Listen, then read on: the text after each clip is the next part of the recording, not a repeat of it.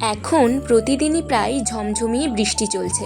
এই বৃষ্টির দিনগুলো আমার যে কি ভীষণ পছন্দের তোমাদের তো আগেই বলেছি। আজ কলেজ যাওয়ার তাড়া না থাকায় বাড়িতে বসে একটু বৃষ্টি উপভোগ করছিলাম, কিন্তু মা তখনই আমাকে বলল এই টবে সুন্দর করে কিছু একটা করে দিতে, তাতে নাকি তুলসী গাছ বসাবে। আমি আর দেরি না করে একটা কৃষ্ণ ঠাকুরের ছবি আঁকবো বলেই ঠিক করেছিলাম। তোমরা কি জানো তুলসীকে কেন পুজো করা হয়? পুরাণ মতে তুলসী হলেন বিষ্ণুর সহধর্মিণী, দেবী লক্ষ্মীর পার্থিব রূপ এবং শ্রীকৃষ্ণের প্রিয় সহচরী।